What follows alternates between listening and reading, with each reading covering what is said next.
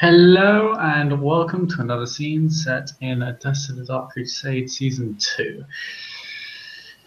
This evening, on this cool autumn's night, we have Lady Madeleine of Clan Lassan and, to some, known as Enius, to others, known as Octargazi, Clan Gangrel. And they have come together to investigate an incident around 50 to 60 miles outside of Odessa.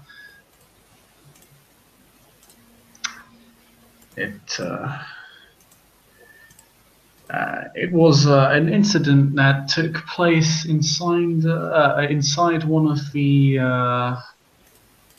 ruins, old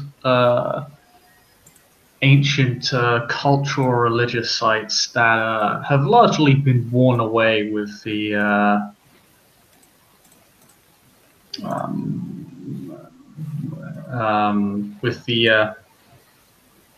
with time, or simply to war, or to looters and thieves. But I'm sure none of the Canaanites of Odessa are looters or thieves.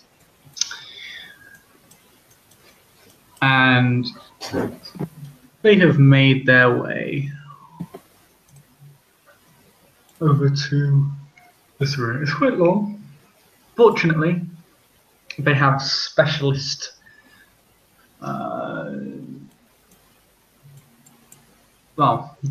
steeds.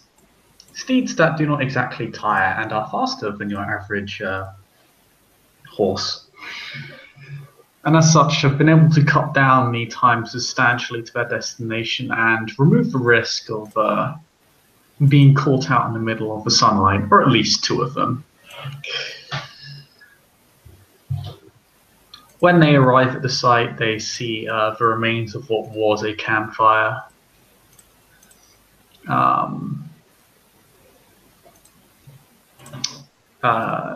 The surface level of this religious site, kind of a mishmash of kind of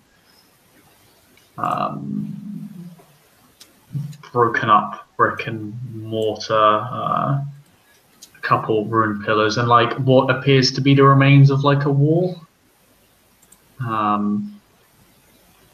This place seemed to be or at least there used to be a building on top of this of this ruin at one point, but the place of interest to you is actually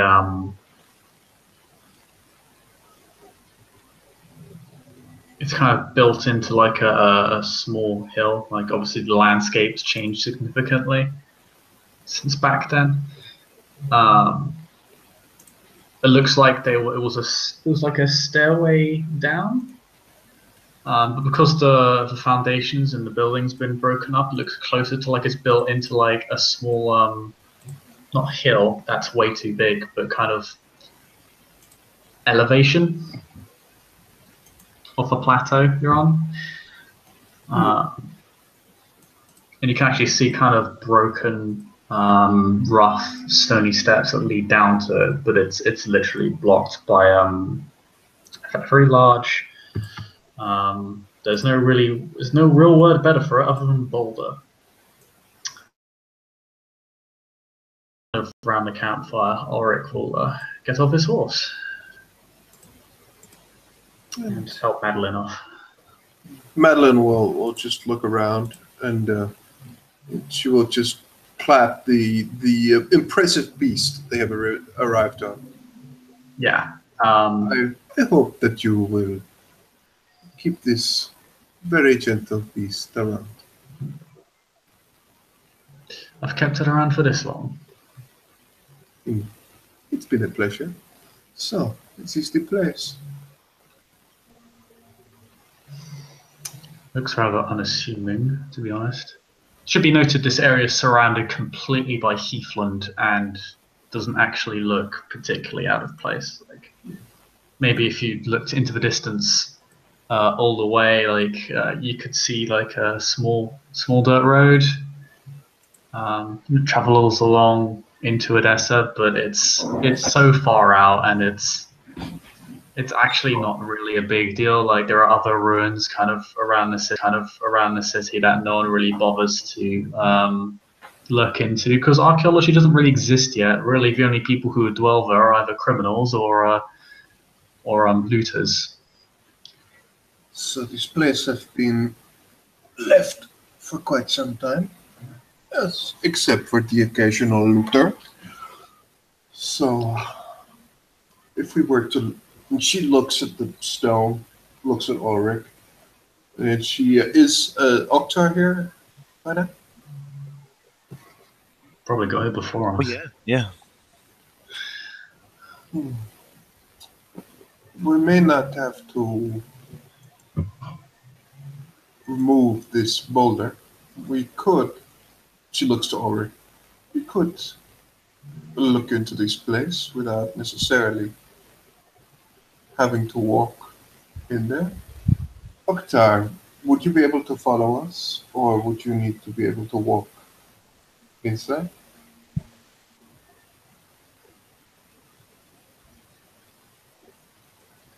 I would need to remove the boulder before I can do anything else. Very well. Ulrich will just kind of mosey on up to the boulder and with one hand just kind of casually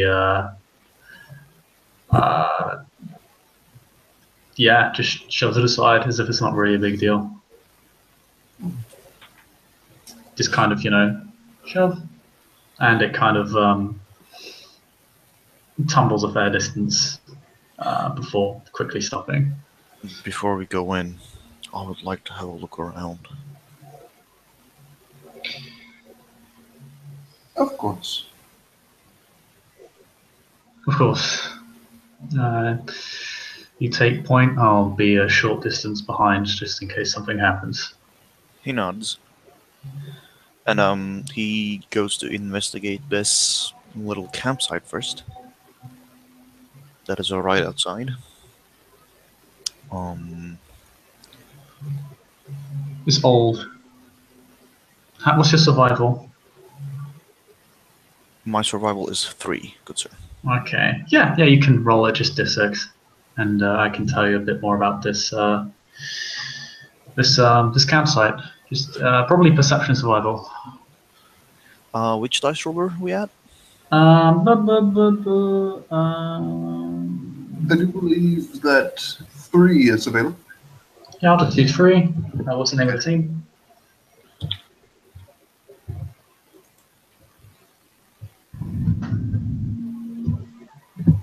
There you go. Okay.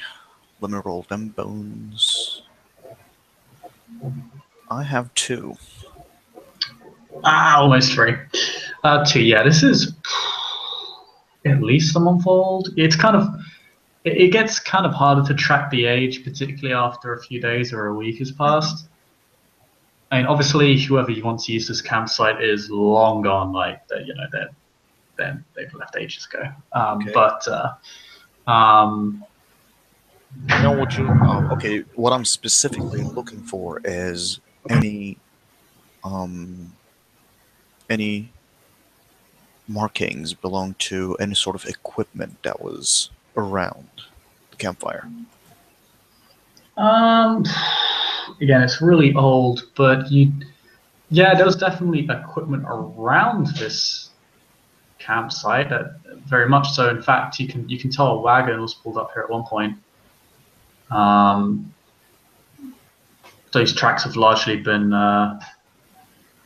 blown over, but because it's up against kind of a broken down wall, they haven't been.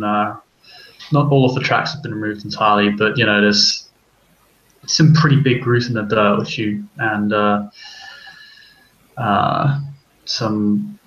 there's actually quite a few horse tracks. You can only assume they don't belong to the same person or the same horse because they kind of crisscross over each other in a way that doesn't make sense. Mm-hmm.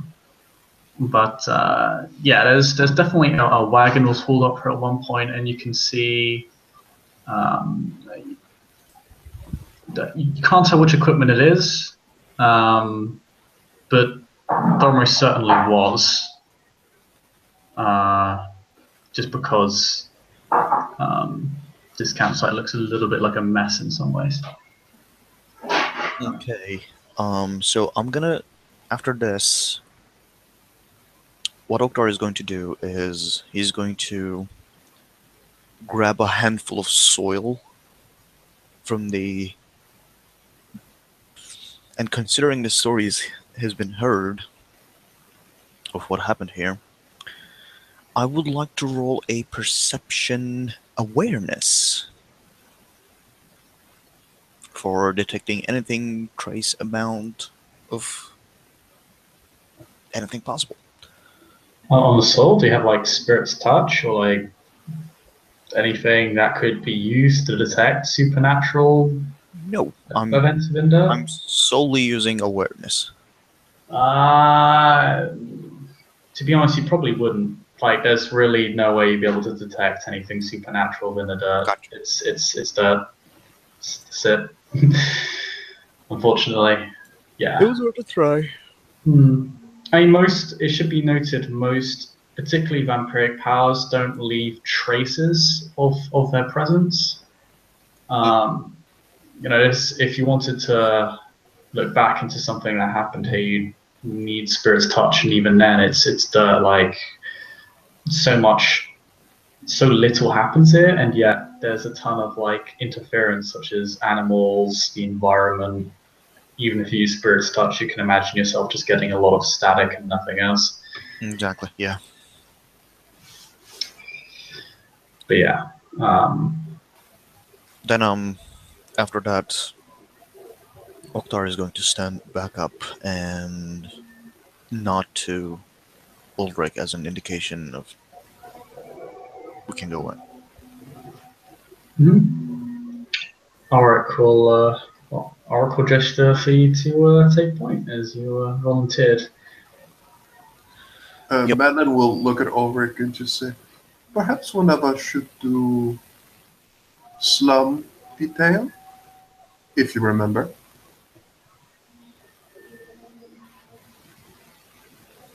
Did she say slum detail? Yeah, she looks at him. Right, yeah, he remembers that. Oh, all right, Nods. I can do that. You did?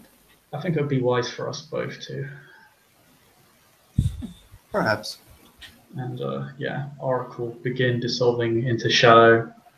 But you still very much see him as he follows you, Ennius, because if you look back, you notice kind of two beady red eyes jutting out of the shadow. And Madeline will just look over at Oktar and she will just say, will you bring a torch or will that not be needed? You can tell it will absolutely be needed, unless I mean, it might be needed for Madeline. It might be needed for Madeline. I don't know. No. Madeline has dark sight. This is true. Yeah, Madeline doesn't need to care, but I mean, Ennius isn't necessary. She does ask Oktar if he's planning on taking the torch. I keep forgetting you're not neonates. He shakes his head. Very well. And do not worry. We will be right beside you. She smiles as she begins as well to dissolve, essentially. And before going in, he's going to let out a high-pitched whistle, and his hawk is going to like come flying down, and he's going to let it perch on top of this entrance to act as a little alarm, a little alarm of, hey, you guys need to get out of there. And then he's going to activate Protein 1 and walk in. Yeah. Yeah, you're able to see clearly in the darkness. what you see before you is you begin to enter. It's basically just a large stairwell that then kind of begins to go down, and not in a spiraling sense, but you go down like one floor to the right, then go forward, then like forward 2 paces, then go down to the left, then 2 paces back again to the right, that sort of thing. Actually feels like you're going down for a really long time. Like you go down a lot of floor levels. You're thinking at least a dozen. You go down really far. It's incredibly dark, and there are strange murals on the walls as you start going deeper down, and eventually you kind of hit what appears to be the end of a stairway. You can see it. You can see that you hit the end of the stairway. You can actually see a clear. It's still quite narrow.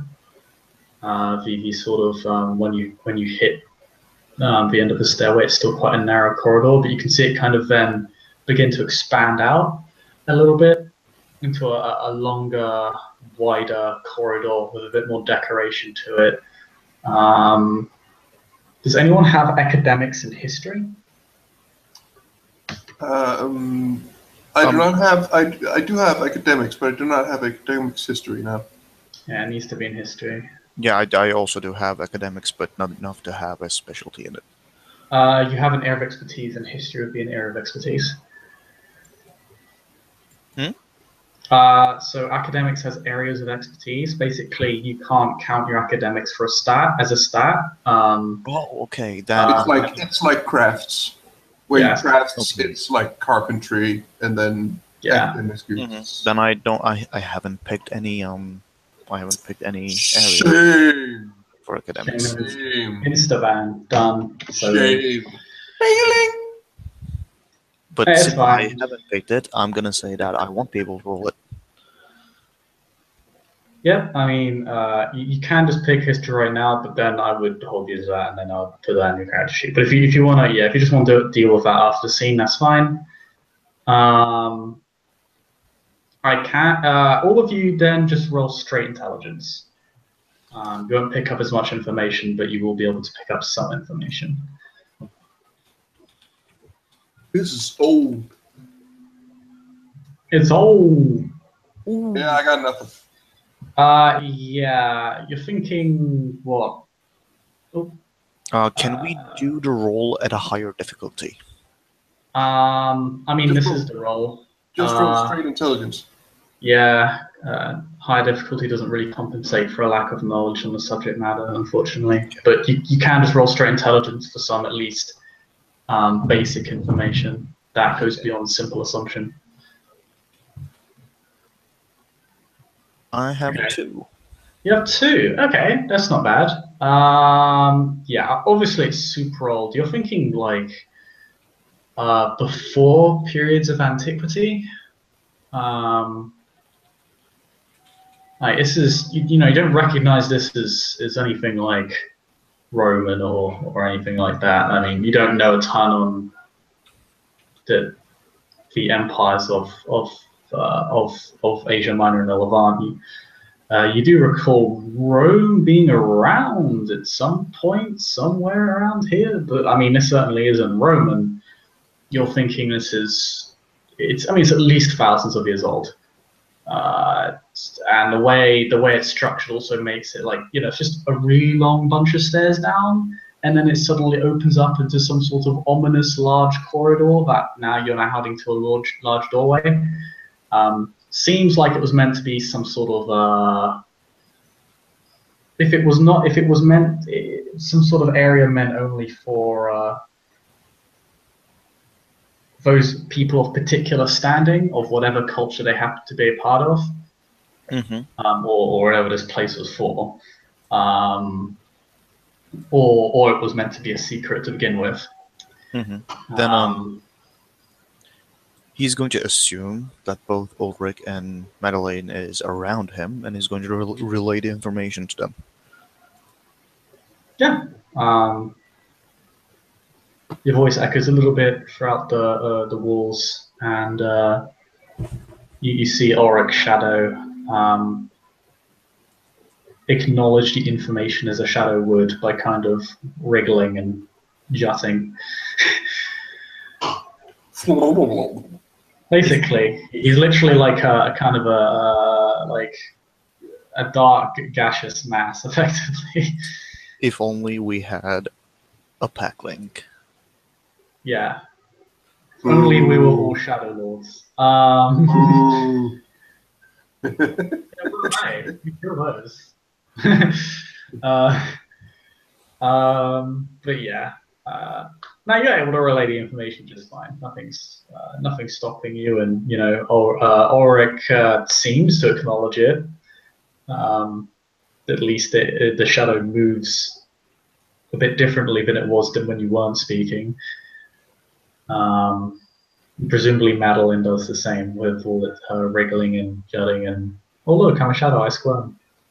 Yes, it's kind of hard probably to see where one shadow form ends and where one begins.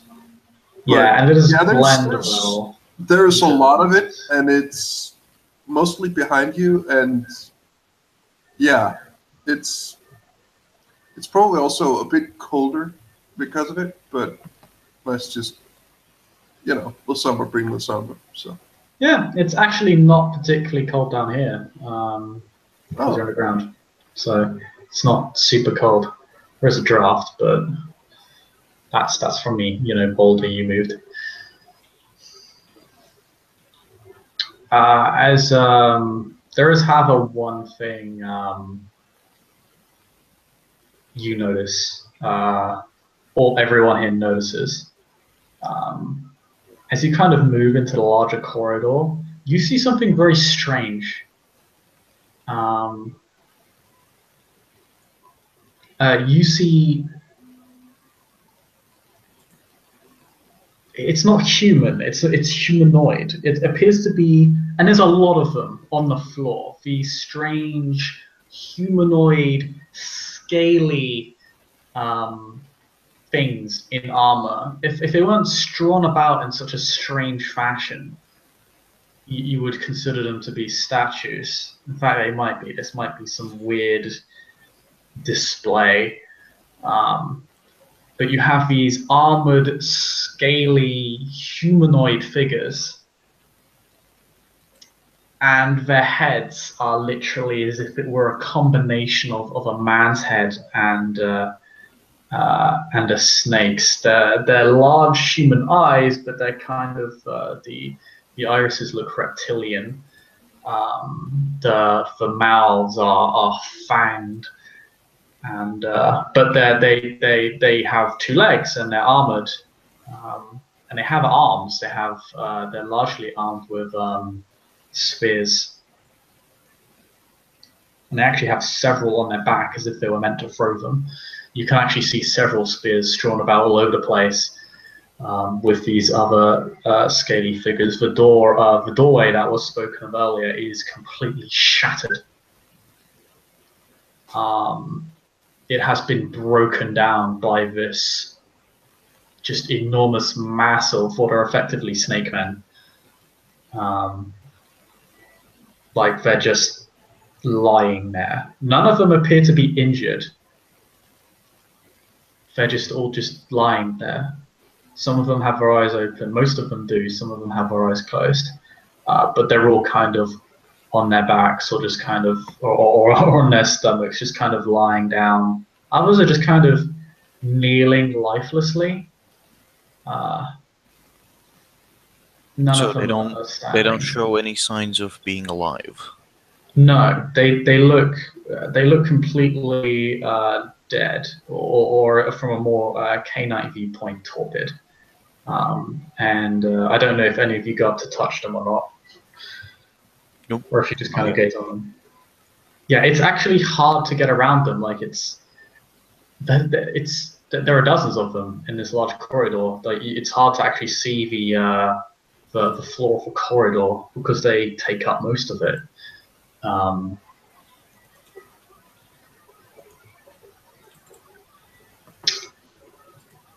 and you begin.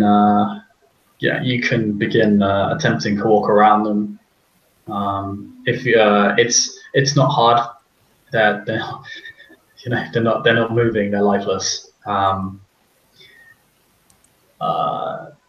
But it's an absolutely bizarre sight. I'm assuming no one here has K-Night Law 5 to give an explanation for this madness, or any other sort of bizarre law that could explain this. Nope. I could roll occult if you let me. Yes. I will roll intelligence occult as well. You can both roll intelligence occult. The information you'll get will be quite limited. 2 successes. I also have 2 successes. No, I have 3 successes. Let me look it up. depends. Actually, I have 3 as well. Well, no, I have 2. Depends on the difficulty, of course, but yeah.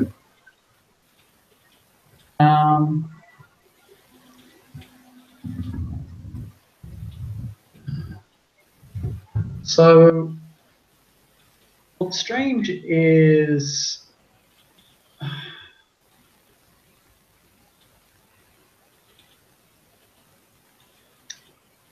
this. You're not aware of much mythology or ritual in where these sorts of creatures are involved. The closest connection you could make to this would be cursed. Usually it's cursed female monsters such as Lamia or Gorgons. This actually ironically relates more to Gorgon mythos, not Gorgon mythos, Greek mythos of how different individuals either wind up either inheriting such a bizarre mystical trait or end up being cursed. It's never a gift.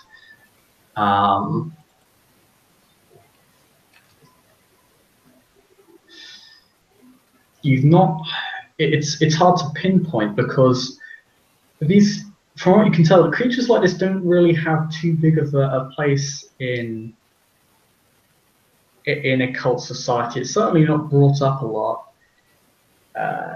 Perhaps the closest connection you could make is that such animalistic humanoid creatures have been known to be servants of particular gods and have been rumored to act in their service, usually Greek in nature.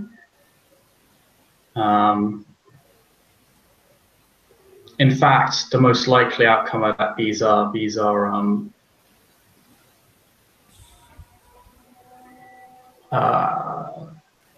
to put it bluntly, children of Echidna, as Echidna was known to be a half woman, half snake, and she birthed many creatures and monsters, and these would be considered to be her direct children in many ways. But what they would be doing here and what the manner of these creatures would be doing here is a complete mystery. You've also heard of shape changes. You can kind of shift, not too different to the legend of the lupines, but you know that lupines actually exist. You've both faced them. You've heard of shape changes that can do similar things with snakes, and you know many who can claim to change people into snakes and back again. Such people are often shown to be charlatans, but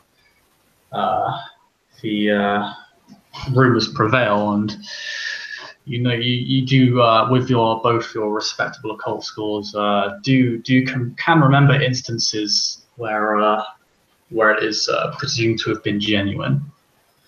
So there's a whole list of possibilities here. We would not draw any connection to Setites by this. Yeah, you need Setite law for that. You know that a Setite, can make the connection, or an assumption rather, because I believe you're aware that Asetai did travel with the La Sombra, and it was actually his idea to visit this place to begin with. Exactly. That's why I'm thinking like It scaly is. reptilian eyes It would. is an obvious point of suspicion. Like, you don't need to think so out loud to say, maybe Setites are involved where there are snake people. Yeah, exactly. But how and why? And if they're even responsible for creating them? I mean, it's possible these are not their friends at all. If it's interested, that's very likely that they're just, want to look into it because Yeah, it I is mean, it is very very much so interesting. it I do doesn't. have Yeah. Oh. okay, I do have a question. Hmm. Being an ex-military man, how old does the armors on these snake men look like, Ancient. Oktar? Ancient. Really, really old. Like, completely antiquated. Jesus. Um, it's surprisingly well preserved in spite of that. But I mean, they still show signs of wear and tear. But usually, these things would be just kind of completely useless somehow, despite the clear movement that has taken place here. The door is completely shattered. Um, you know, at some point in time, uh, that door's broken down either by these or someone else. It was burst. It should be noted the trajectory of kind of the rock and the wood that's strewn all over the place. It's towards you. It's not inwards. It's not going deeper in. It's heading out. As if this door's broken in by someone trying to get out, not to get in. Well, fuck. Um, and yeah, something either happened recently or long ago. In fact, the damage to the door looks fairly recent. I'll give you that one for free. Doesn't look like it happened all that long ago. Well, It's like there are clear signs of damage, and that isn't really normal. If it happened a long time ago, the signs would be more subtle. Shit's still everywhere. Oktar is going to draw his sword, just in case, and is going to start making his way to that door. Yeah, the door's completely caved outwards rather than caved in, and has been largely completely shattered and broken down. Well, the thing he's looking for at the door is what kind of blow made this kind of damage. A lot of them. It was not a single blow, but it was like a ton of strikes at once. Not simultaneously, but kind of disorganized, like slam, slam, slam, slam, slam from like every single angle Mm-hmm. on the door that just kind of caused it to break down and eventually to shatter. like for instance, a large group of snake things trying to get out. A large group of individuals definitely broke down this door together. Like it wasn't just one straight hit. It's not like someone walked up with Potence 5 and just kind of punched it. The damage doesn't come from a single point. It comes from many different points. And they're usually fairly small and insignificant. Like they've just been kind of mindlessly struck at with like a fist or a weapon. Whatever's been banging on this door, like wasn't doing it in a particularly smart or organized fashion. It was just smash, smash, smash, smash, smash, and then bang, and then there you go. So just the sheer volume of strikes and mass broke down this door.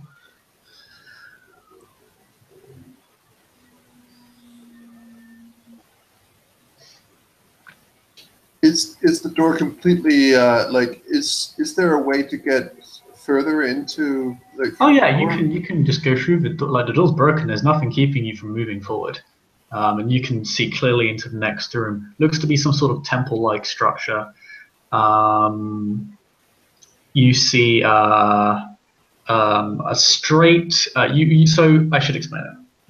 There is you walk in. It's again. It's like a large kind of religious like floor. It seems to be like a. It's a big. There are four pillars adorned with strange symbols. You can see one of the left wall has been broken down, and that looks recent. Like more or less, about 40 to 50% of that wall has just been broken down. Doesn't look particularly stable either. The front, there is a front, should I say, kind of sealed doorway straight in front of you. At the far end, on the opposite end of this large hall, in the middle of the hall is a big fucking hole. Looks like that part of the floor caved in, like just collapsed. Goes down for a couple of floors. Then there is another doorway to your right, but that looks like it's been caved in. And looks like it's been that way for a while, to be honest. Long time. Madeline's shadow is going to float over to the hole, and she's going to have a look down there. Yeah, you can climb up and down walls with shadow form, by the way. Oh yeah, but she will begin to seek down and just see what's down there. Oh yeah, I should also note there are also snake men in this room as well. In fact, they appear to be more centered around the part where the wall is broken down. Do they are they facing towards this room or facing towards the room behind the cave wall? They all seem to be kind of strewn about, but it looks like they were heading towards the door at some point. It is a bit messy. Like some of them are facing every which way. Some of them, you can see actually a couple have kind of fallen into the hole. Okay. Madeline's shadow will begin to traverse down and see what is below. Below, you can see a skeleton.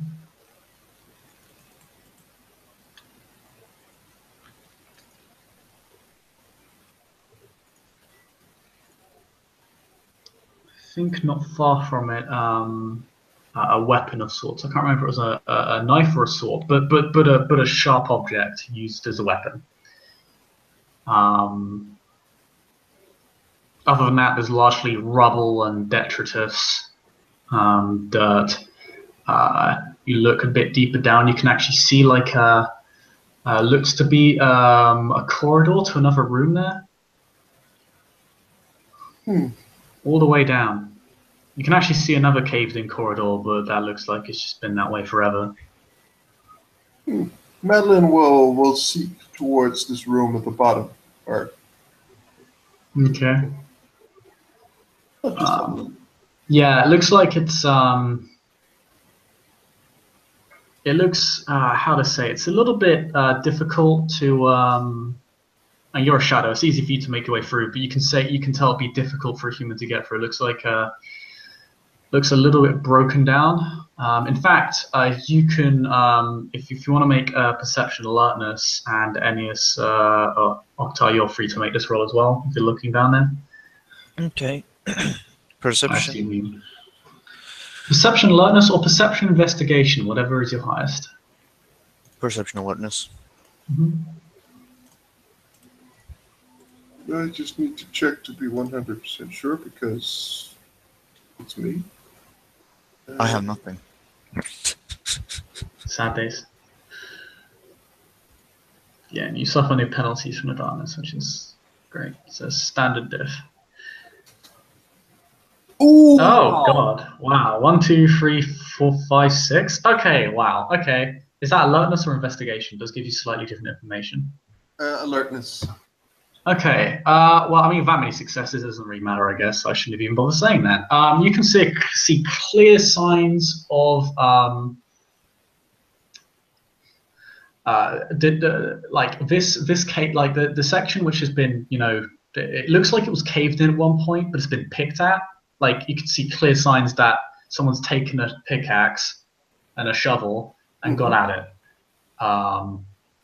Looks like it has been a fairly looks like this person or people, you're not really sure,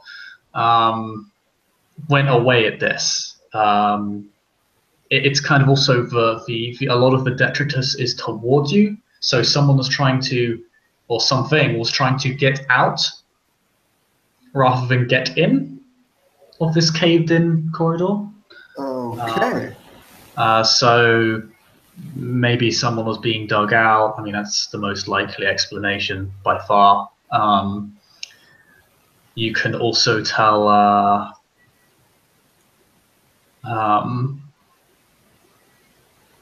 the skeleton and its the weapon has been moved. The hand, the skeletal hand, looks like it was holding something. In fact, both of its hands looked like it was holding something. You can actually see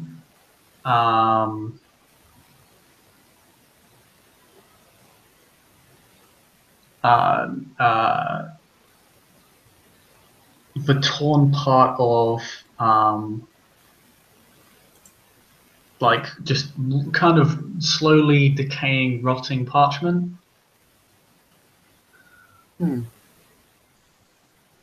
Looks like it was part of a larger note. In fact, this is literally a tiny scrap of paper.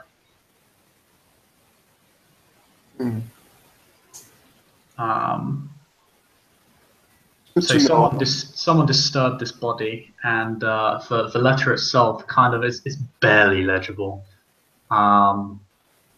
But it's simply an ominous warning, simply stating it's going to kill me before I kill myself. That's always nice and comfy. I mean, literally, like, and keep in mind, this was if this person, whoever, I mean, this person was intelligent enough to write a note. Most people can't read. This person can actually write, and it's Frank. It's not it's French. It's not Arabic. So this person was clearly came with the Crusades a century or so ago.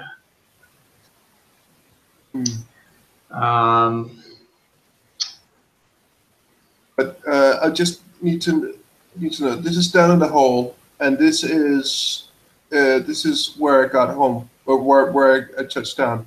Yeah. The room where whoever was entombed. Can I get in that room? Easy. It's actually a corridor. It's quite a long. You can see it's a fairly long corridor. It's actually difficult to see even with your dark sight. And also would as you kind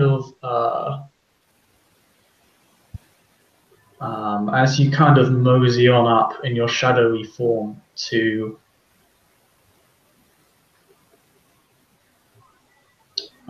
this corridor, would you like to no, actually don't worry, perception alertness. Madeleine and Oktar Ghazi, you both hear it's strange. It's at first you hear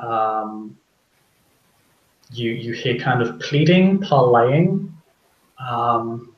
You, in particular, Madeleine, recognize it in Irene's voice. She's speaking to someone as if they're there. Like, what have I done to offend you? It's okay. I'll give this back to you. Like, she's basically like she seems to be apologizing for something. She seems to be saying story. She acts as if she's like been guilty or something, or made a faux pas, and it seems to be offering someone help. Uh, you then hear dragging and a scream, and then a sound of caving in. Well, Octor is going down the hole. Yeah, Madeleine, maybe perception awareness roll, please. Where where is the sound of the cave-in coming from? In front of me or behind me? It's all around you. Yeah. Well, Madeline is at this point going to attempt to. Well, can I use Auspex? Yeah. Also, do you pick up the rusted weapon? Well. To examine it. Yeah, sure. I can. Do I need to summon the arms of Amaranth to do that, or? No, you can just. Yeah, you're a shadow. You kind of need to do that. Yeah. Okay. First, I'll activate Auspex to lower the difficulty. Yeah, that's fine. Awareness roll. So that would be lowered by 2, and that's very, very lucky. I don't know what the difficulty is, but that is actually, yeah, it's your heightened senses in Dark Ages lowers the difficulty of a perception roll by the level of your actual Auspex. So what is the difficulty? What's your Auspex level? 2. Okay, yeah, it's difficulty 4 then. So you get 3 successes. Yeah, that was really good. I did that. Wow. Yeah, that was. And I will just roll a intelligence occult to summon. Yeah, I've got three appendages. So one of them will grab the rusted blade while I'm beginning to. Yeah. Yeah. Optar, can you roll me perception awareness very quickly?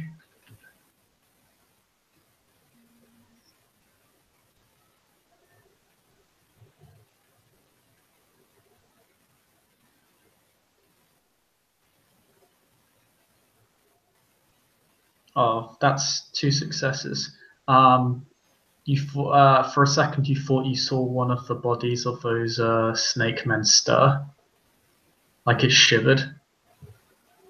Mm-hmm. But it doesn't move. It just shivers for a moment. In fact, you see, because you got 2 successes, you see 2 in particular shiver. It's strange. It just kind of quivers. Like there's nothing else there. It just quivers for a moment, and then stops, and then it's effectively back to the way it was before. Madeleine, you feel the temperature around you drop by about 10 to 20 degrees. You feel as if you're being watched, and you also notice that the where did you put the rusted weapon? At the moment, it's. You're just holding it in arms of Ahriman, right? Yeah. Okay. Yeah. No, that's fine.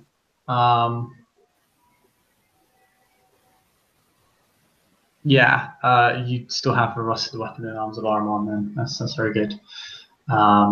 Very bad. You feel like you're being watched, and you feel a great deal of hostility towards you. Like you feel as if someone is watching you with hostile intent.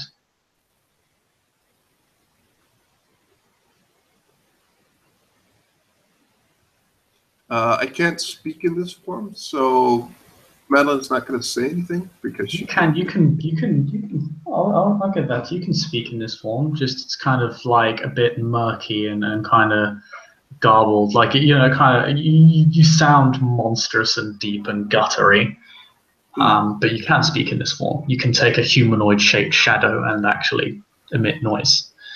A fairly guttural and weird sounding message will be spoken by Madeline. She would say, "If you can understand me, I do believe that we should talk."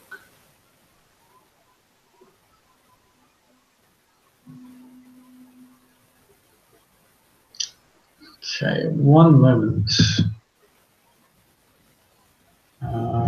Because I need to PM you something, Pete.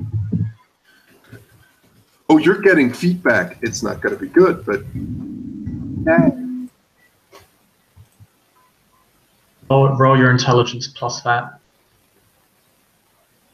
all right. What was that? Jesus Christ, my character sheet is extensive by now. Wow. Okay. I am going to spend a willpower. Oh, I didn't need to, but oh, there we go. Threaten to destroy the weapon and the hostility will cease. Or you can act in good faith. Bit risky. Can you say that again? It cut out for me. There are two things you can do. You can the two most likely avenues for success here is you understand what this weapon is and what it means to what is watching you. There are two things you can do. You can threaten to destroy it, and that will cause the hostility to cease because that weapon is too valuable to lose. Something in here is connected to it. You understand that if you destroy that weapon, whatever is looking at you is going to be in a great deal of danger. Of course, this hostility only started when he picked up the weapon. If you just put it back with its original owner, it shouldn't be a problem. There wasn't any hostile intent before. Okay. Madeline will return the blade to where she found it. Where she found it on the floor or in the hands of the skeleton? At the hands of the skeleton. Yeah, the hostility fades. You've actually done this entity a favor. It likes holding on to what little it actually has. Yeah, no, the hostility fades. Yeah, you do feel a slight pulling sensation towards the corridor, but also a semblance of great fear because you rolled pretty well on your awareness check. So you actually kind of have the echo revealed to you. Again, you kind of feel like a strange sensation. You feel like it's like you're living in a memory. Is the best way to put it. It's like another layer of reality just being applied to this kind of spatial area. And it's kind of it's quite grainy and how to put it, blotchy and pale and faint. Like you hear a lot of series of noises at once, and it kind of echoes around you. Unfortunately, Octargarces are not really in a position to hear this, but you can. The memory is revealed to you that it of Omar Shadid and Hekaib effectively mining out Irene from her cave-in, and actually also Gufran. Gufran is on the other side of Irene. He seems to actually be carrying her, like with one arm. He seems to be in a state of panic, like as if something really fucking bad happened and they need to get on the other side of this cave-in. Gufran actually tells how he fell down into this floor and then he found Irene there. And yeah, he seems to be kind of very flustered about her state of being because Irene appears to be conscious, but not, if you understand what I mean. If she were not moving, you would say she was in torpor. Ah. She like you know, it's kind of hard to see in this kind of grainy, pale landscape, but it's just completely it's almost as if her mind has been completely overridden. Like, you know, someone is in the thrall of forgetful mind. You know, someone is being hypnotized. She looks like she's in a trance, and then she's kind of there, but sort of not there. She appears only half conscious of her surroundings. She doesn't really spend. She doesn't do any digging herself. You see, Gouffran do some. You see Gouffran actually try quite hard to get her out and bust through, and eventually they manage to bust through the cave-in. Does it look like they came from further down the corridor? Yeah, they were further down the. They came from further down the corridor. Gouffran actually says like, "There's some fucking room back there, and shit went down." Appears like there was some big chest or sarcophagus all the way back down that corridor. Hmm. Madeline is gonna go up into the hall again, and she's gonna see if she can see the two others.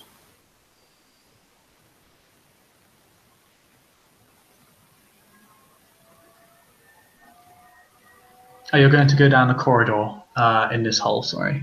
No, she's gonna go up to the others. Okay. And she will just quickly confer with them. And Up to the others. You mean meaning Oktar and or Ulrich if he is around. Okay. Yeah. Ulrich will state. Well, Ulrich's basically been with you, so he's also been witness to this largely. Oh, okay. And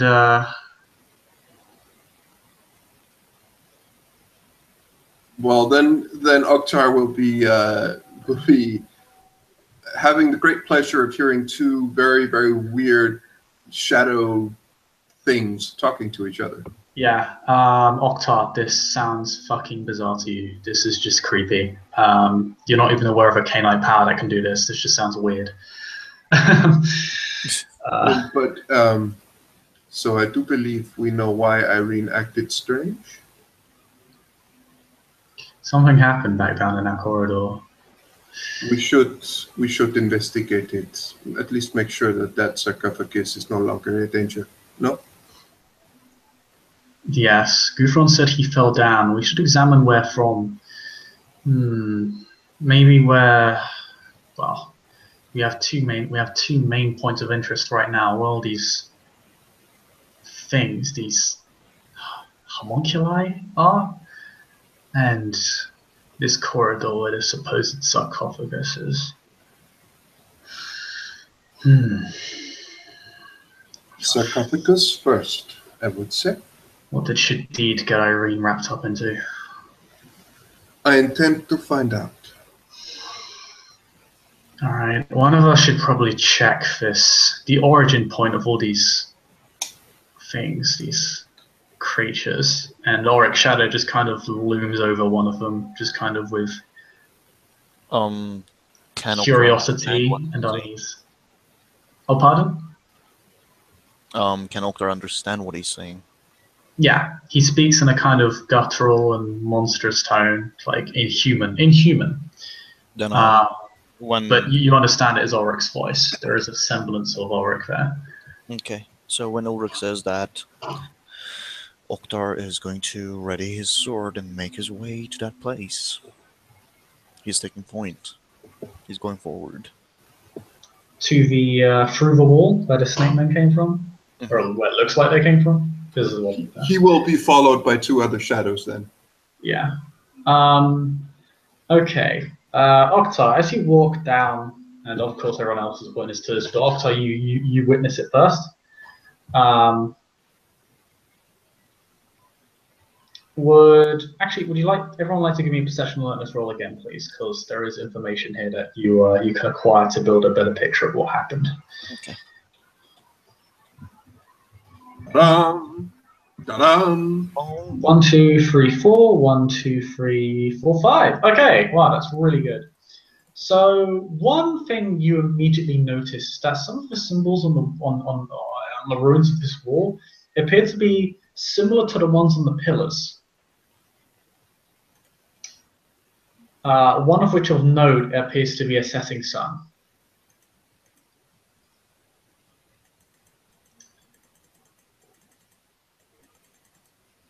In fact, with up to 5 successes, you can probably tell there was no door here, but this place, like the corridor starts here. Like it starts on the other side of a wall. So this was a secret entrance.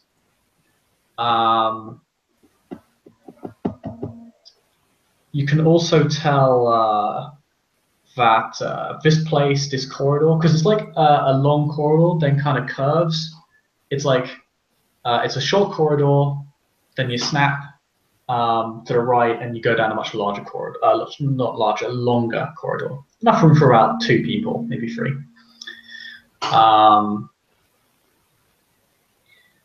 It's the architecture is significantly different. The symbology here is also quite pronounced. This is where the ties to set begin to be very much more obvious. In fact, from what you can tell, the what appears to be on display on the walls here is appears to be a short story of sorts.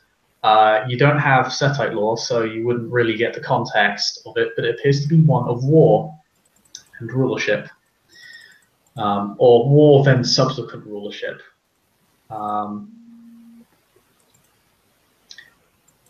As you go head right and begin to head down a longer corridor, longer section of the corridor, you can see these little alcoves, which are about 6 foot high. There's a little pedestal, and they're like very close together. Because both of you got very high successes on your alertness roll, it appears this must have been where the snake men were standing. You can actually see a few snake men, but these ones appear trampled and they're bloody.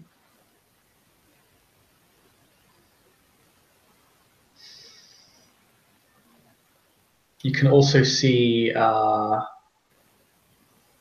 dust, or when you kind of kneel down to kind of rub it against your fingers, it doesn't actually feel like dust. It feels a bit more like cinder or ash. And as you begin to head on further up, somewhat got dusted here. You begin to head further up, and you see the room expands a little bit. You get to the end of the corridor, and you can see what appears to what would have been a large open door. You can actually see both sides of the doors having opened up. You can see on them symbols. You can also see a lot of metal spikes in the floor here. You look up above the door and to the side, on each side, and you can see small holes, as in this part of the end of the corridor is clearly booby-trapped, and someone tripped it probably more than once.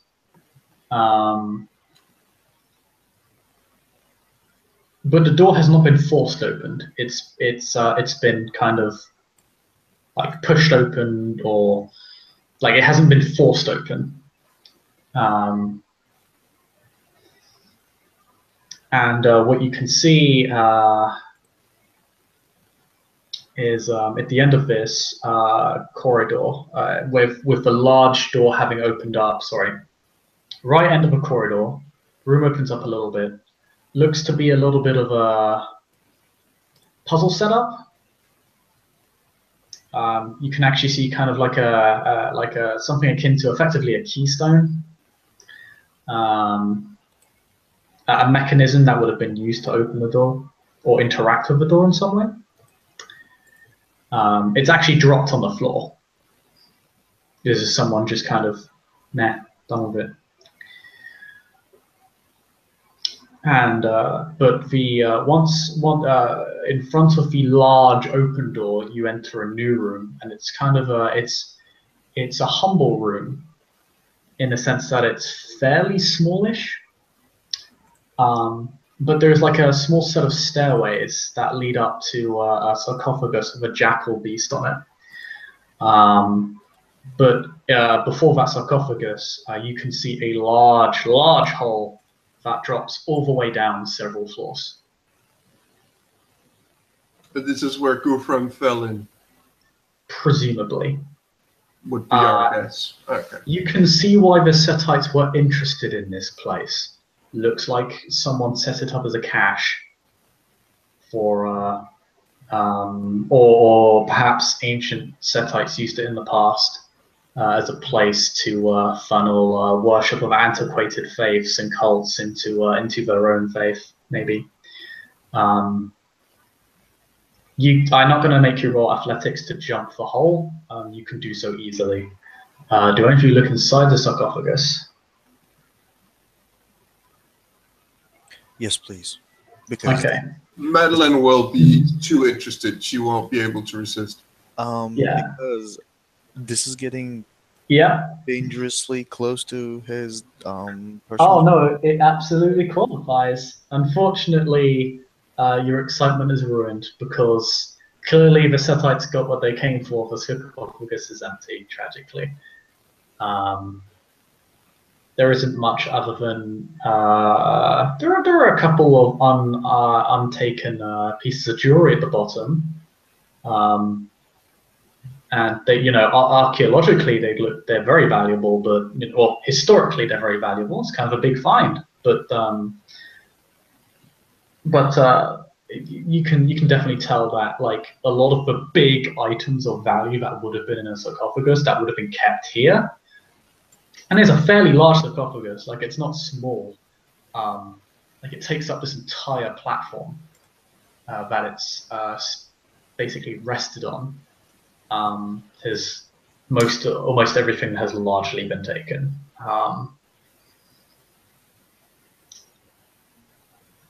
Unfortunately. But you can take a few historically valuable items. Madeline will poke at some of these the jewelry with the bracelets. There are a few bracelets, a few necklaces there. Well preserved. That's probably the most interesting thing about them. They've not been worn away with time. Even if they were sealed here, they would still be impacted to some extent. They look as if they were just made yesterday. But obviously, they don't appear to be forgeries in the sense that they're clearly not of medieval culture. Way beyond that point. Like they look a lot more simple and obviously directed towards a specific faith, which obviously you're both aware of at this point.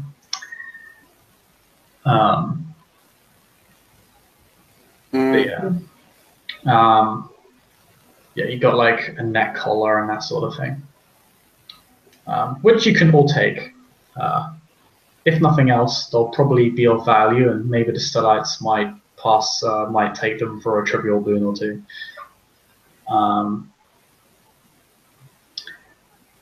Does anyone look down the hole? Yes, please. Okay. Personality trait, something may still can be found here. Yeah, there's actually something interesting. There's as you kind of go across the hole, as you begin to look down it, you kind of like it smells a little bit strange, and you can almost smell smoke. And then you begin to like realize as you kind of readjust your vision, and you see this very clearly, Madeline, that there's actually still like smoke, kind of. It's very faint, but it's still kind of coming up from this hole. And both of you can see a large ring of like round oval stones, and you can see the origin point of this faint smoke. A massive, what was the site of a massive bonfire. But there is no wood there, there's just dirt and this ring of oval stones, all of which are obsidian. Definitely. They are charred black. Definitely going in there. Okay, you hop on down. Madeline's also slowly descending, I suppose. Yeah. The shadow duo kind of hop on down, and they splooge as they hit the floor like slimes. Um, but yeah, so the immediate thing you notice is that this room and the corridor is obsidian black. Madeline, you recognize this corridor to an extent, or at least you can see the end of it. It's the big hole you were just down a few minutes ago. You can. This is definitely where Gufran fell down from. Hmm. What's interesting is that the floor didn't look like it collapsed. It almost is like it kind of peeled backwards. It was a pitfall. It was a trap for anyone not, perhaps not really taking care of what they were where they were walking, and they were supposed to fall into a fire essentially. Well, where the hole is and where the bonfire is are actually a little bit misaligned, but definitely, yeah. It is a bit misaligned though. Like you can definitely see how Gufran could have avoided the giant fire. Like it would have been pretty easy as long as he didn't just fall completely backwards. As long as he didn't just like fall on his back and just ended up tumbling downwards. If he was able to kind of maneuver himself before he immediately fell down, or if he just got a good angle, he could have definitely avoided the fire. Still, it's quite a fall though. It's fortunate that you have fortitude, Dr. Garzi, or that would have hurt.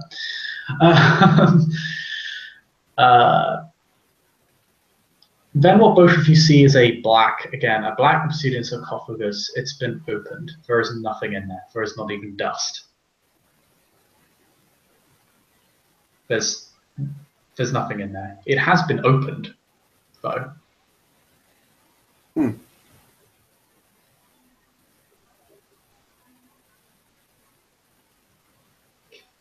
Would both of you like to roll me perception? Awareness rolls. Awareness. Mm-hmm. Yay! Because what you're looking for is distinctly unnatural. I will once again activate my Gospex. I only have one. I have, well, depending on the difficulty, one or, yeah. Okay. Wow, that's a crap roll. So, Madeleine, you get a single success because you have heightened senses up. Khan, you get one as well. So, what both of you get is this place just feels wrong. It's weird. Like up until this point, obviously what you've been dealing with has been supernatural. Madeleine, you've been dealing with some weird shit today. You have an idea of what it is, like what you've been dealing with before. Your knowledgeable on the subject matter, but this is different. This is substantially different. But like what you're dealing with here isn't just kind of scary because it's unknown.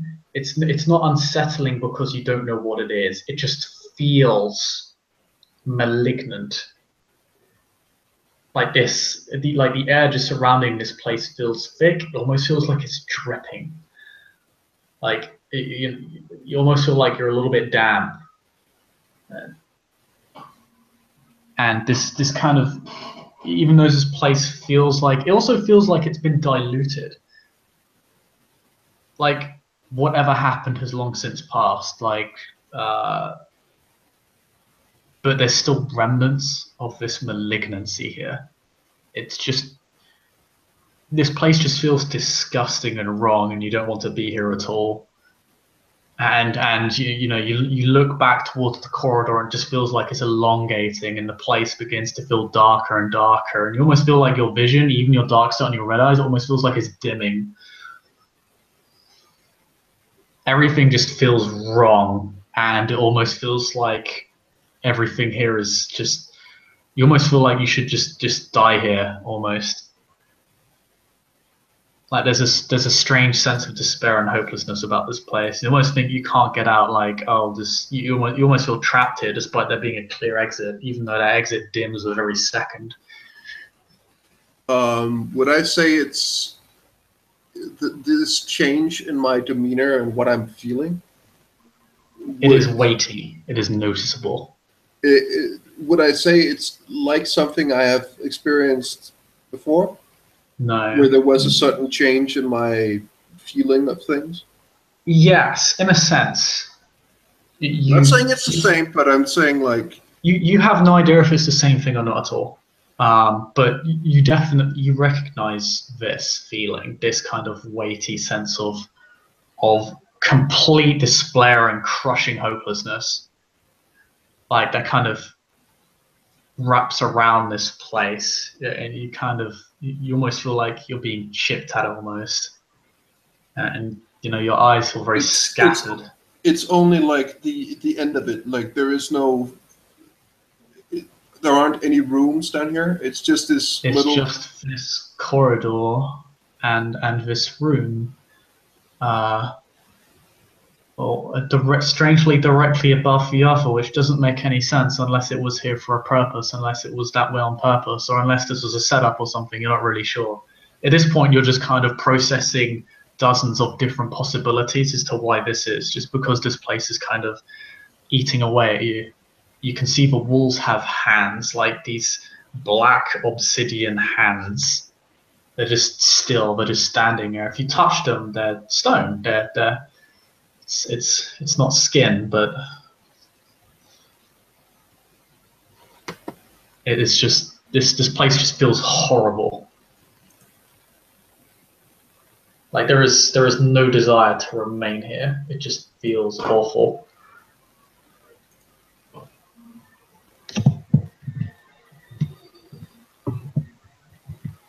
But the entity you've been dealing with before, Madeleine, goes nowhere near this place. You cannot even feel it here at all.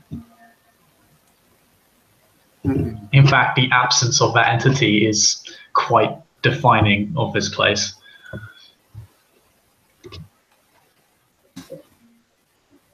I think I'm all right for the moment. That's a willpower roll.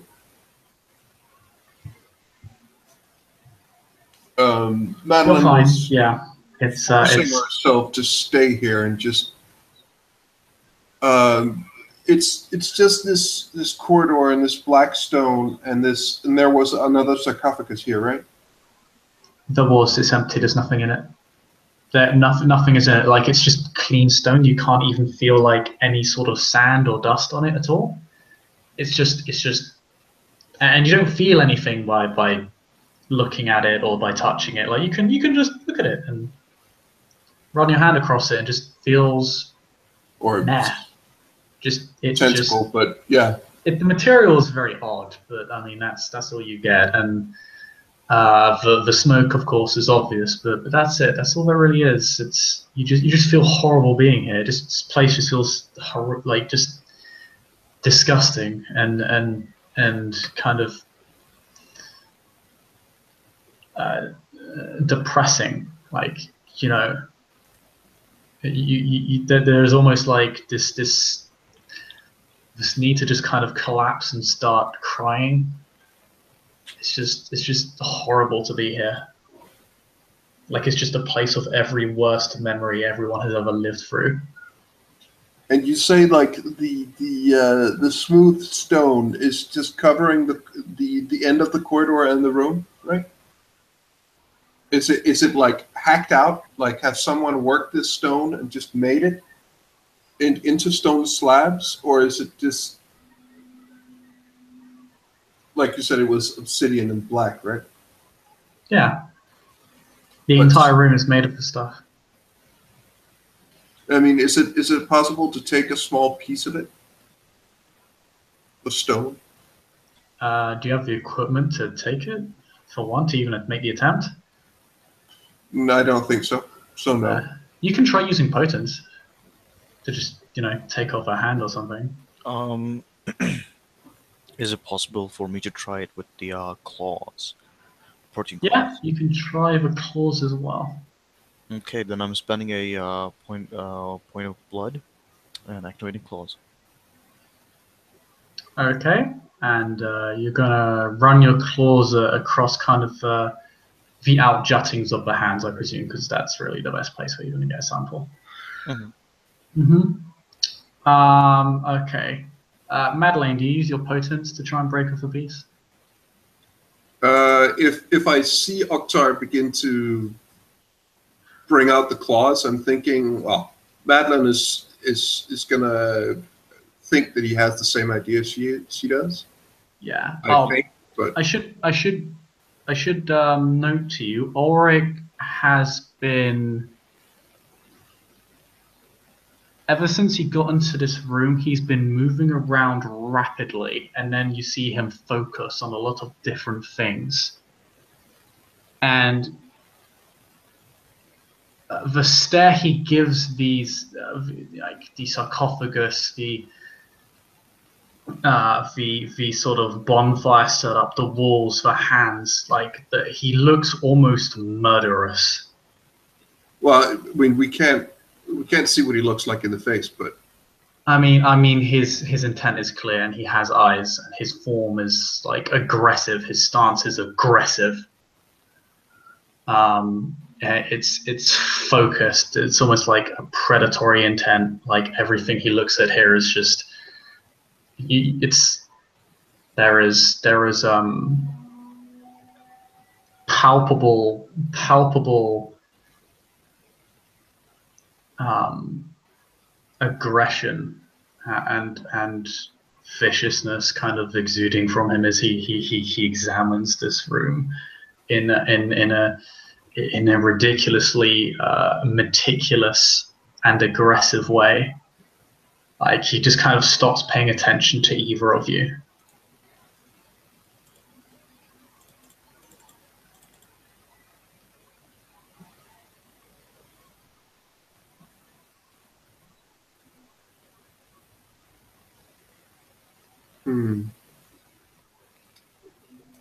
Madeline will let him examine this for a moment.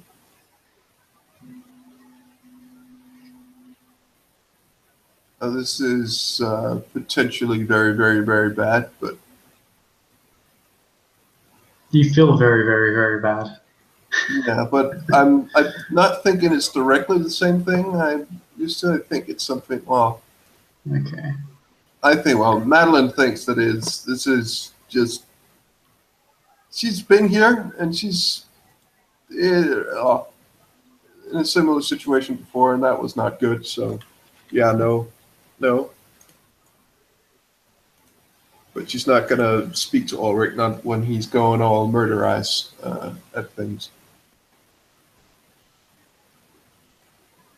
But these hands, are they just like in different shapes, or are they all looking like? Are they all? They're human hands. They're remarkably well crafted. They look genuinely like human hands, but like as if it would like just charred ebony black skin. Because obviously it's made from obsidian.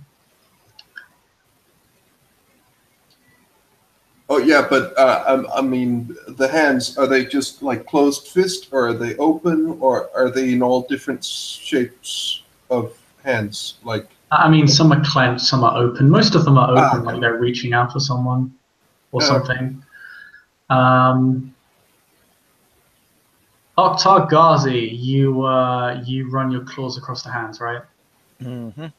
Okay. I have a Well, very bad feeling about this, but you definitely managed to chip off several hands with these. Like your claws, I mean, they're gangrel claws. You can cut through damn near anything with them.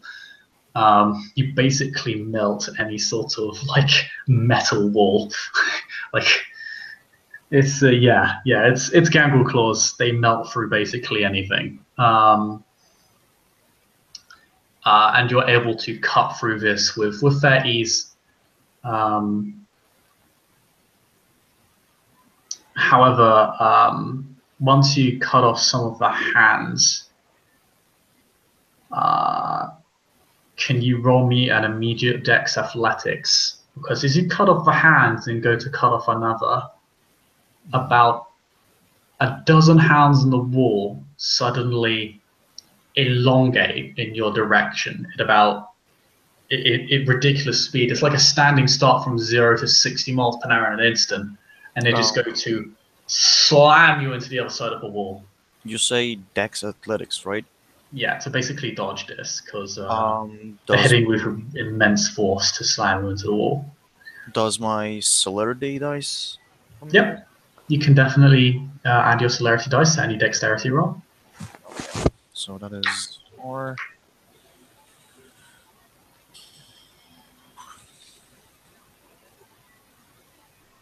I have 3 successes.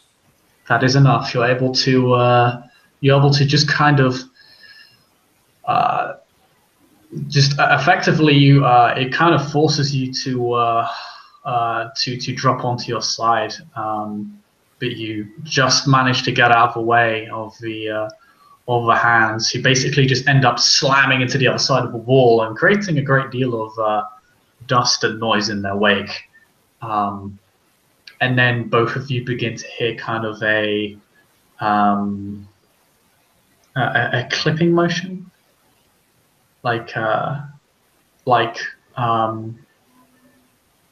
it's not. It's like it's a scratching motion, like kind of two stones being kind of scratched together, and you can kind of hear a sparking sound. Time to go. Madeline looks at Ulrich, but begins to Go. Yeah. Yeah, Octar is going to stay and guard their exit. Okay. That's what he's here for. Yep. In which case, Madeleine and Auric do not have to roll for this, but because you are the last out and you stay to get them out, you hear, everyone hears the same scratching kind of sparking sound.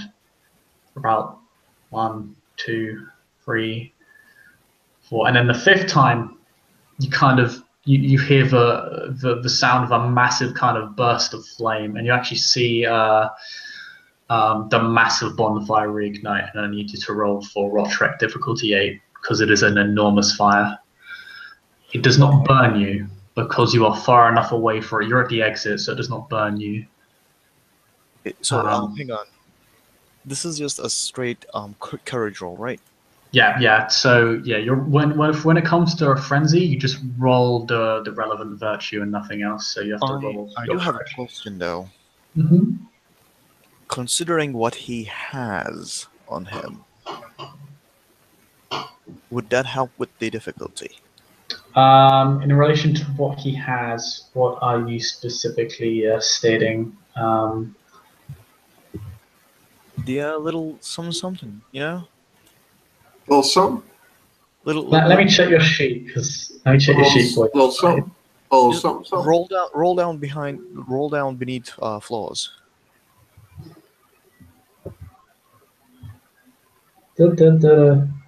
Flaws are unlikely to help you.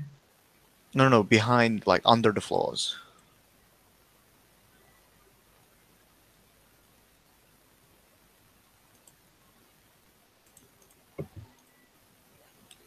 Oh, don't worry, you're not taking damage yet. You just need to roll. You just need to roll your courage at difficulty 8. You can spend a willpower to on this roll as well. I can't. You can. You can spend willpower unless you're like a Bruja resisting frenzy, which you're not. You can spend willpower on any virtue roll, save a conviction or conscience roll. No, not a conviction conscience roll. A road check, specifically a road check roll, not a conviction or conscience roll. So yeah, you can definitely spend willpower on this roll. Okay, then I'm spending a point of willpower. Yeah. Wow, you didn't need to. That's 3 successes. Man, wow. Yeah, that's a complete, like, you are unrelenting, man. You give no fucks about this fire whatsoever. It like blows up in your face. But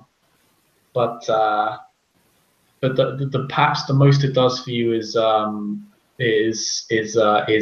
hasten your own retreat. But yeah, you're not particularly scared of this fire. There is a sudden burst of like fear, but you stomp it out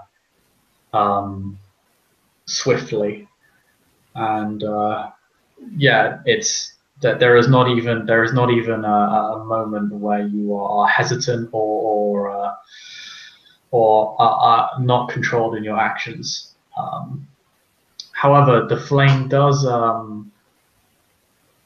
begin to shift in your direction. Okay. Yeah, I'm not leaving until I make sure Ulrich and Oh yeah, they're out. or They're out. They're able to travel pretty quickly because they're shadows. So yeah, they're not impeded. You can move, but you can basically run basically a few seconds after they leave, which isn't very long. So yeah, you're able to get out just fine. You see the flame kind of eventually just envelops the whole room, and then it just ultimately collapses in on itself. Mm-hmm. The room collapses in on itself? The walls kind of just cave in on it. You could, in theory, Madeleine and Ulrich could, in theory, get in again because they can fit in any crack in the cave-in.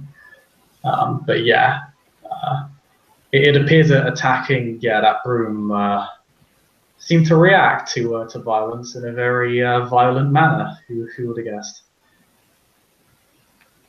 But it leaves you back at the end of this corridor, back in the giant hole in the main hall. Madeleine, you kind of hear a voice in your head. I'm going to PM it to you.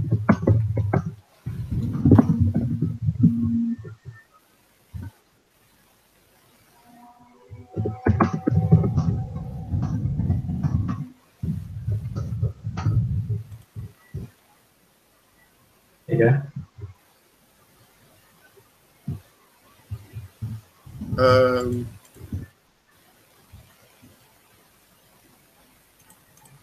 And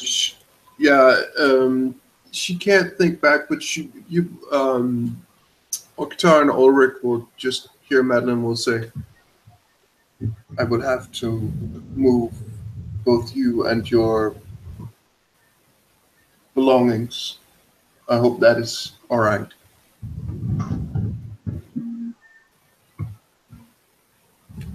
Madeline's shadow will begin to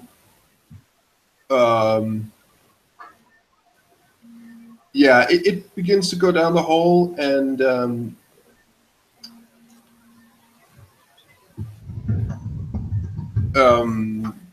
it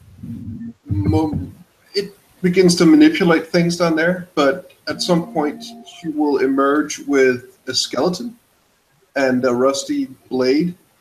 Yeah, Oktar Ghazi, you see Madeleine's shadow and Arms of Ahriman carrying a skeleton for her for some reason. That's not creepy at all.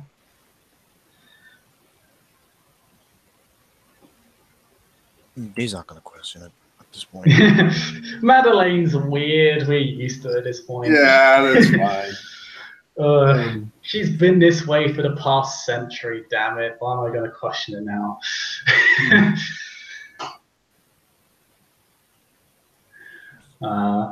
But yeah, I mean, you're able to do that because you can technically make yourself a point of origin for Arms of Ahriman, so you can effectively take them with you. Yeah, essentially. Essentially, yeah, because you are the point of origin and you are mobile. Because Arms of Ahriman have to be in a shadow, and you are a moving shadow. So yeah, you can do that, and that's absolutely fine.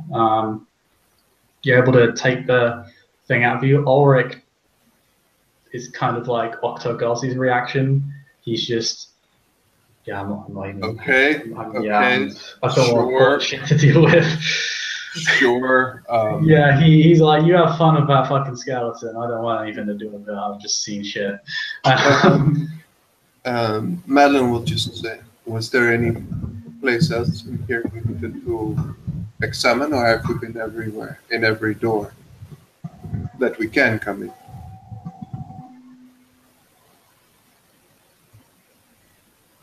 Oh, pardon, what did she say? She asked the others if there is any other door that we haven't been inside, but I think we've been everywhere. You've been everywhere of relevance. Mm. She will just. She will begin to. She will just say that I will begin to move outside. You notice that many of the snake men have moved from their prior positions. That's a great. lot of them have headed towards the hole and the wall that they supposedly came out of.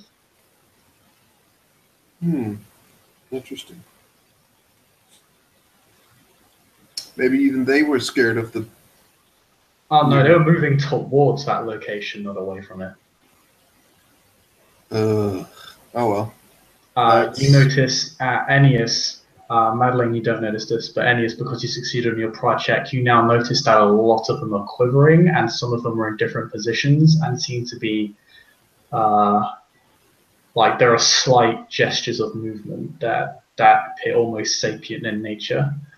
Yeah, he readies his claws and again guards their exit. It's there's a lot of them. Not all of them are moving, just a lot of them. Madeline's beginning to move outside. You can both hear footsteps. Large amount of footsteps from that corridor that was inside the wall.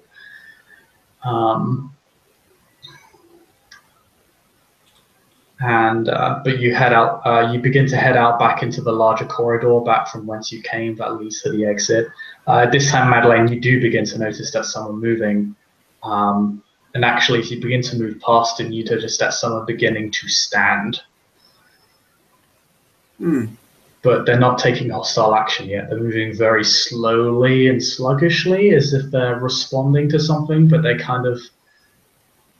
tired or exhausted. Given the fact that they've probably been here for fucking ages, it's not that surprising. Yeah. And whatever was the really, really problematic thing that was in there is long gone now. So, as you begin to head back through the large corridor, I mean, as they begin to stand, and you begin to head back into the thinner corridor that will take you to the stairs, you begin to hear hissing sounds and also strange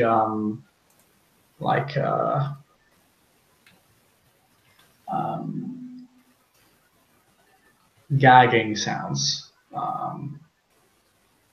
and as they begin to stand, and you can still hear from this distance the sound of that fire. You see a lot of them begin moving in that direction, walking and then breaking into a run. However, there are about a dozen, maybe just under, about 10, 9 or 10, that as they begin to rise, instead of their attention turning towards the fire, their first eyes lay upon you, and you see them beginning to move towards you with their spears and such. There's still a fair distance between you and them. You're getting pretty close to the stairs, so you could just try and make a run for it. Yeah, I'm just, first of all, what I'm gonna do is make sure that both of them are out. Then I'm gonna get out. Yeah, because effectively, I mean, all you're doing is basically running behind them. Actually, Auric and Madeleine are able to vastly outpace you. They can just go straight up the walls. They don't have to climb up the stairs. So they just go straight up, presumably, because that's the quickest way up. I'm just gonna get up the stats here.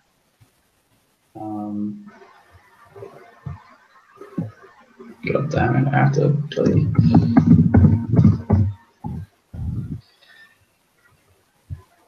You wouldn't know how hard it is to bloody find the stats of these things, but yeah, they're running towards you.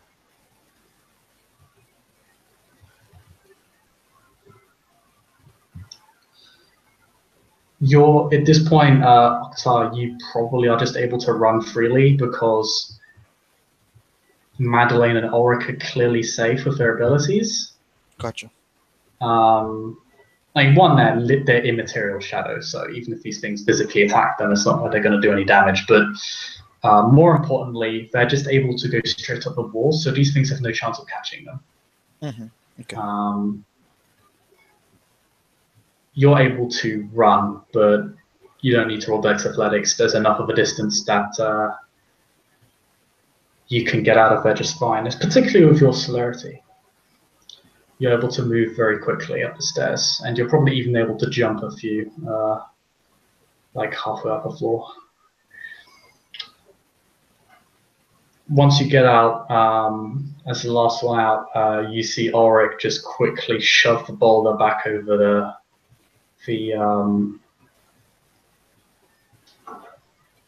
entrance to the tomb as the sound of the flame begins to dim and the sound of hissing and gagging begins to grow larger. And actually, it's a veritable chorus by the time you're out. You can even hear the muffled sounds after the boulder seals the entrance.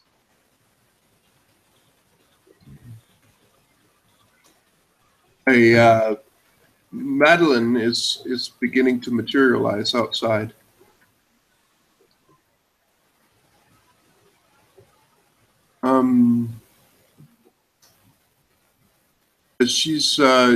She gathers the remains of someone who was down there. She will just say, and she will just look around, and she will just look at Ulrich. What is his expression? Is it just normal expression, or does he seem like tense or in kill mode as he was before? Ulrich is tense, but not in kill mode as he was before. You have any idea what that was? That was obviously not only Zetites. Whatever.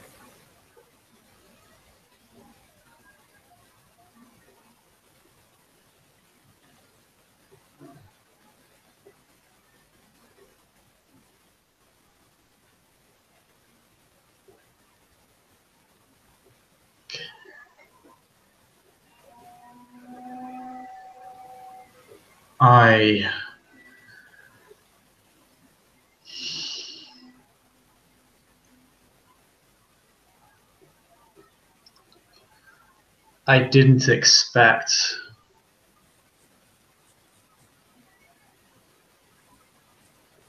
such an unholy sight to be so close to us.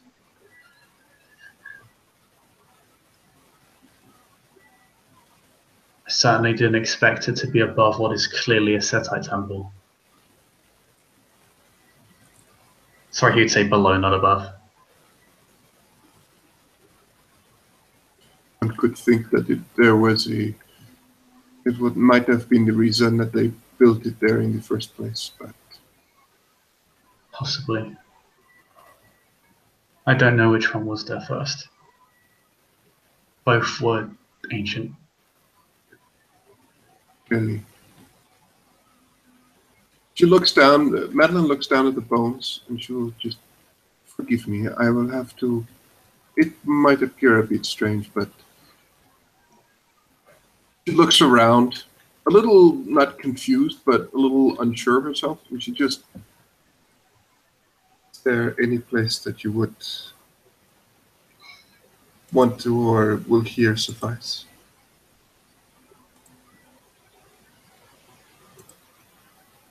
What's she saying? Would here suffice? Yes, she's asking, is there any way, is there any, do you need, like, do you need to be, does it need to be sanctified soil, or can anywhere do?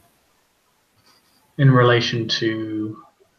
She's sitting next to the bones when she says this, and she's just Oh, essentially okay. asking this to the air, but it's gonna look weird. She's talking to Wind Friend. Apparently so. Skeletor. Yeah, no, it just wants to be buried like properly. It doesn't.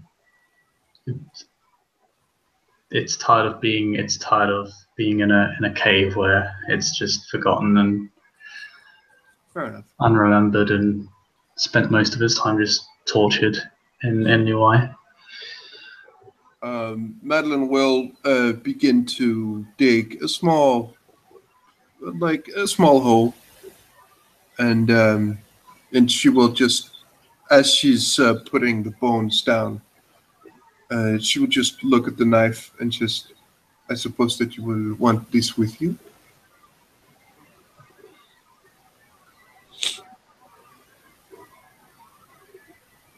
Yes. As she puts it in, she'll just say, she will ask, like, who were you? Like, were you were you one of us? It's actually quite curious when you say one of us. It doesn't seem to have any idea what you are. Okay. She seems very confused by you, but it seems to this entity also seems a bit frazzled. It's a bit of a light way of putting it, but not necessarily mentally stable. Like, it's clearly seeing things it doesn't understand. It doesn't understand what happened in that cave. It doesn't understand what happened like a while ago. It just figured it'd show you the past because it figured that was why you were here. So it just gave you the most recent instance of what happened. She just nods and just says, "Have some peace here, at least." And she will. There is no peace down there. It just wants to. It wants to go home, which you understand as Odessa.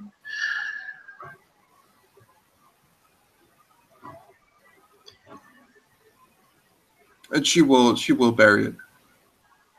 Presumably in Odessa, and not where it specifically said it did not want to be buried. Okay, so it is saying that it wants to be buried in Odessa. Yeah. Okay. Then she will not bury it here. You'll need to hold on to Skeletor for a few more hours. Which just begs the question: how do you intend to escort it back to Odessa? Because you don't have a wagon or anything. She will take off some of her traveling attire and just hold it as a sack. You can put it in a sack. It feels awkward about this and kind of annoyed, but yeah. She will also. What are you gonna do? She is also gonna look at the some of the jewelry and probably she is gonna just have a look at it now that she can touch it with her own hands. It's jewelry. Is it clearly like from the first sarcophagus?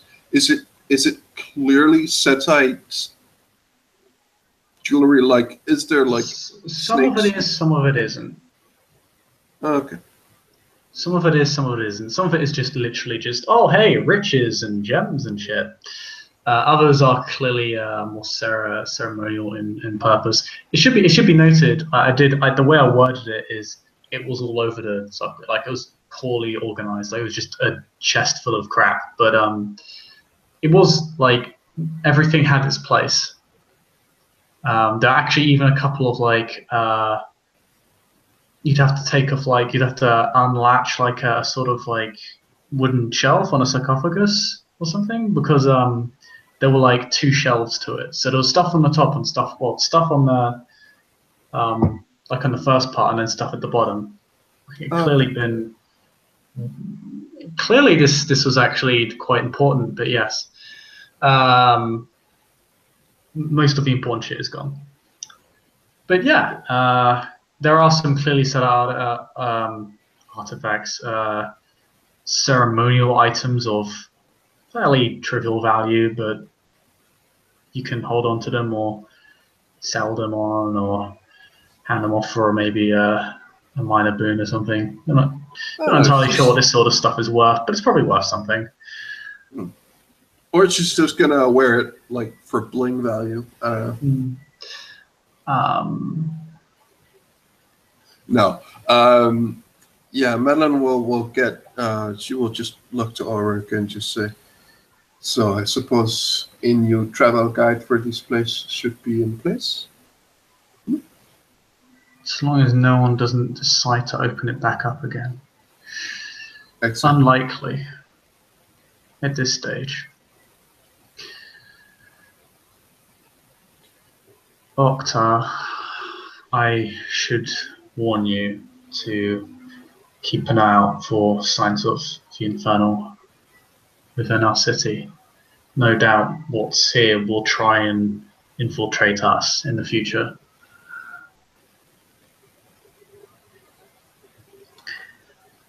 Madeline just shoots Ulrich a look for like a second, and she just say, "Is that what those arms were?"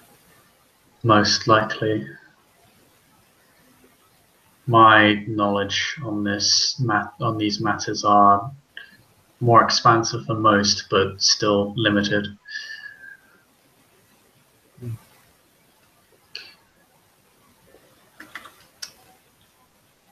In any regard, we should be making our way back. Yes. We should be able to make it back within an hour or two of sunrise. Very well. And bear horse, Madeline will get up on the bear horse. There goes Fox Algasa, you get up on your good horse. Yep. And it's gonna take the hawk too.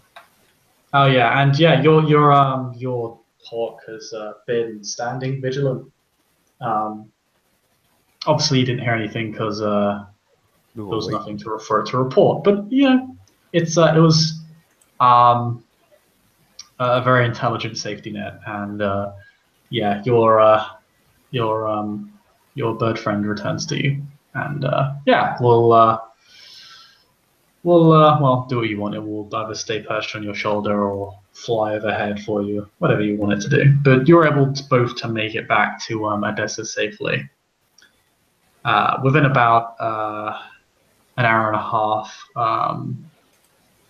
An hour and a half's worth of time within sunrise, so you're very safe. And I think that is where we can end our scene after another episode of Odessa, the Tomb Raiders. Thank you, players, for playing, and thank you, watchers, for watching. We'll see you next time.